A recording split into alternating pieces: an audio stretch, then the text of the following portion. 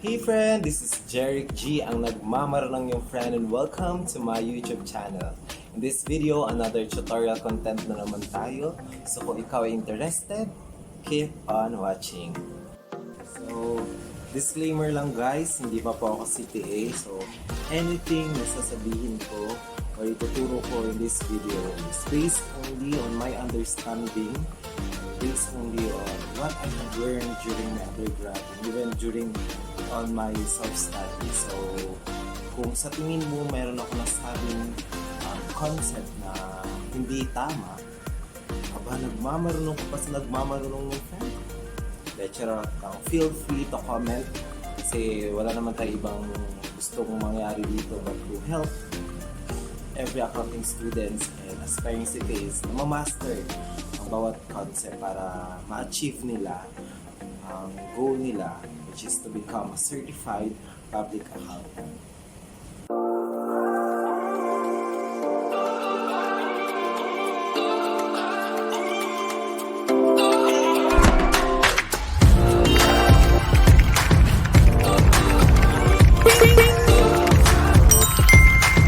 In this video, I will be discussing with you the accounting cycle. And normally, kapag alam mo ang accounting cycle, you know how to bookkeep. Ano nga ba itong accounting cycle na ito? So, let's start our discussion. So, it is a collective process of identifying, analyzing, recording, and summarizing the accounting events of a company. So, ibig sabihin, start with the transaction, iba't ibang klase ng transaction. At ina-identify natin yon, ina-analyze natin yon, nire-record natin yung transaction na yun. In even, sinasummarize natin. And at the end of the year, ang magiging output mo after this process, after this collective process, is the preparation and presentation of financial statements. Ano ba yung nasa loob ng accounting cycle? So let's see. Unang-una is to analyze the source documents. Pangalawa, record the transaction to journals. Sunod, post the transaction to ledger. Next is prepare an adjusted trial balance. Next is prepare adjusting journal entries. Followed by prepare financial statements, prepare closing entries, prepare post-closing trial balance, and prepare reversing entries. So, ito ang composition ng accounting cycle. So, nagsistart siya sa pag-analyze ng source documents and nag-e-end siya sa pag-prepare ng reversing entries. Pero, ang pinaka totoong accounting cycle talaga nito is pag-start na pag-analyze ng source documents at pag-prepare ng financial statements, which is the end product of this accounting cycle. So, this accounting cycle, we divided it into two phases. So, unang-una is the recording phase. Yun yung pag-analyze, pag-record ng transaction to journals, and even pag-post ng transaction sa ledger. And the fourth process up to ninth process is what we call the summarizing phase. So, kumbaga, anong pinagkaiba ng recording phase sa summarizing phase? So, recording phase, ito yung araw-araw or paulit-ulit mong gagawin sa loob ng isang taon. From January to December, mag-analyze ka ng source documents, magre-record ka ng transaction sa journals, magpo-post ka ng transaction to ledger. So, yun yung paulit-ulit mong gagawin. While the summarizing phase, gagawin mo lang to at the end of the year kapag nag-start ka na mag-prepare ng at mag-present ng financial statements. So in this video, una nating pag-usapan is the recording phase. But before that, under the summarizing phase, merong optional steps na hindi mo naman kailangan gawin. So what are those? That is the 8th and 9th process. The preparation of post-closing trial balance and the preparation of reversing entries. Anyway, so ngayon, let's proceed with the recording phase. So, ano na ngayon nasa recording phase? First is analyze the source documents. Pangalawa, record the transactions to journal. And the third one is post the transaction to ledger. So, unang-una, doon muna tayo sa unang proseso. That is to analyze the source documents. Why do we need to analyze the source documents? Ang analysis ang um, isa sa pinaka skill ng isang accounting graduate. Kumbaga, doon tayo magaling sa pag-analyze. And why do we need to analyze the source documents? Kasi hindi lahat ng source documents is an accounting transaction. Hindi lahat ng source documents ay kailangan mong isama sa accounting cycle. Diba? That's why we need to analyze it kung ano yung kasama sa hindi. Pero ano nga ba itong source documents na ito? So a source document, it is anything that documents a transaction.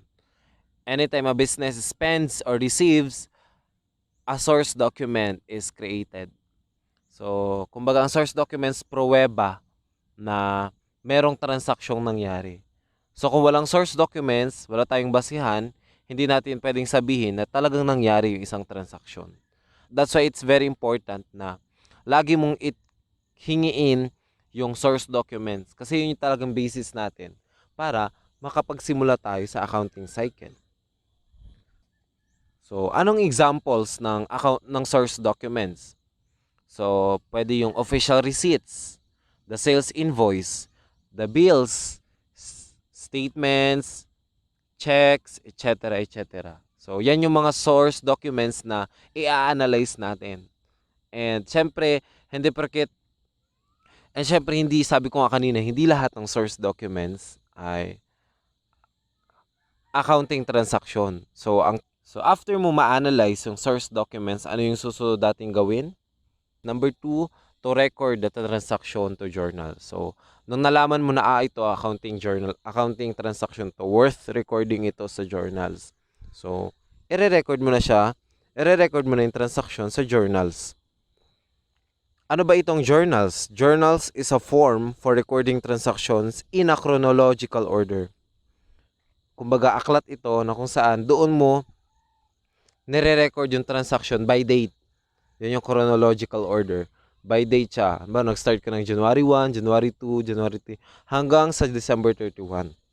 And this is also known as the Book of Original Entry. Journalizing, it is the recording transactions in a journal, and it includes journal entry.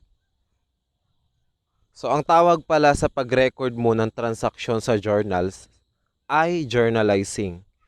And ano itong journal entry? So, kapag ni-record mo pala ang transaction sa isang journal, kailangan naka-journal entry. Hindi lang siya basta-basta isusulat mo, ganito, ganyan. Merong format. So, the journal entry includes the date of transaction, the account you are debiting or crediting, and a brief description of the transaction that occurred. So, later on, I will be showing you a sample of a journal entry. So, bakit nga ba napaka-importante yung journal entry?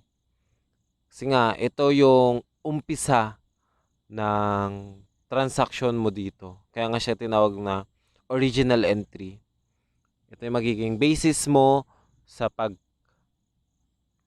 mo ng trial balance, paggawa na. Ito yung magiging basis mo sa future processes mo. And at the same time, ito, when things get worse, ito rin yung magiging basis mo kung nababalikan mo para malaman mo kung saan ka ba nagkamali. Very important yung journal entry. So to explain further this journal entry, sabi niya dito, at least 1 debit and 1 credit. Bakit kailangan at least 1 debit and 1 credit? Kasi meron tayong sinusunod na rule or system. And that is the double entry system, that in every debit, there is a corresponding credit. And why do we need to follow this system? The purpose of using the double entry accounting method is to make sure that the fundamental accounting equation is being balanced. So, meron tayong accounting equation, and behind that, na kaya meron tayong in every debit there is a corresponding credit, is para ma-maintain natin yung accounting equation na yon. So later on, I will explain this para mas lalo nyo mag-get. So this is the example of a journal entry. The date, this is January 1, 2020. The debit cash, that is 1 debit. the credit sales, that is one credit, and the amount, the equivalent amount, and a brief description to record a cash sale. So that is the example of a journal entry. And after that, after nating ma-record yung transaction sa journal, ang susunod nating gagawin is post the transaction to ledger.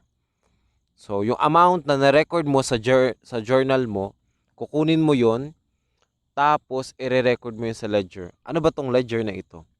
The ledger is a book containing accounts to which debits and credits are posted from journal, and known as Book of Final Entry. So sa ledger, doon mo makikita yung iba't ibang account titles na dapat mong sauluhin para ma-familiarize ka, lalo na kung first year ka pa lang. And doon mo siya makikita. And usually naka-T account ito. Kumbaga, and doon mo rin makikita sa ledger yung ending balance kapag na-post mo na yung lahat ng transaksyon.